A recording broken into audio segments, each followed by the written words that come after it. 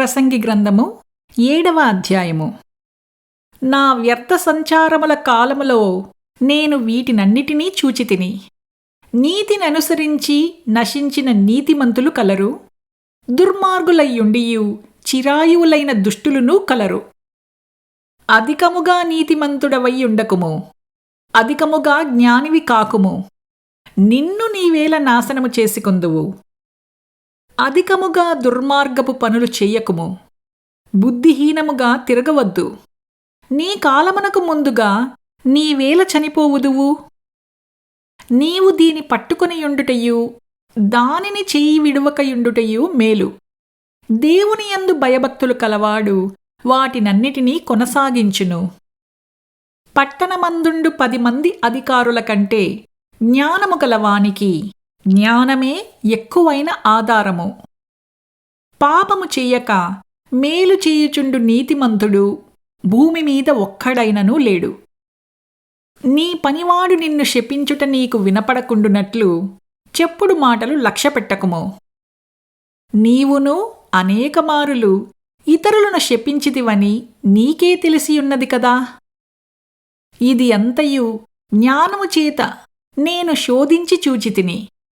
జ్ఞానాభ్యాసము చేసుకుందునని నేననుకొంటిని కాని అది నాకు దూరమాయెను.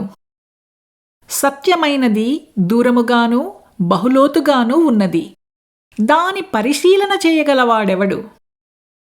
వివేచించుటకును పరిశోధించుటకును జ్ఞానాభ్యాసము చెయ్యుటకై సంగతుల యొక్క హేతువులను తెలుసుకునుటకును భక్తిహీనత బుద్ధిహీనత అనియు బుద్ధిహీనత వెర్రితనమనియు గ్రహించుటకును రూఢి చేసుకుని నా మనస్సు నిలిపితిని. మరణము కంటే ఎక్కువ దుఃఖము కలిగించున్నది ఒకటి నాకు కనపడెను. అది వలల వంటిదై ఉరుల వంటి మనస్సును బంధకముల వంటి చేతులను కలిగిన స్త్రీ. దేవుని దృష్టికి మంచివారైన వారు దానిని తప్పించుకొందురు కాని పాపాత్ములు దాని వలన పట్టుబడుదురు.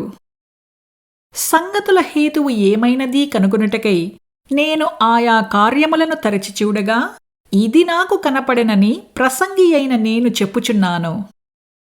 అయితే నేను తరచి చూచినను నాకు కనపడినది ఒకటి ఉన్నది. అదేదనగా 1000 మంది పురుషులలో నేనొకని చూచితిని కాని అంతమంది స్త్రీలలో ఒకతిని చూడలేదు.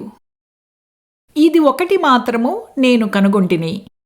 ఏమనగా దేవుడు నరులను యథార్థవంతులుగా పుట్టించెను కాని వారు వివిధములైన తంత్రములు కల్పించుకొని ఉన్నారు.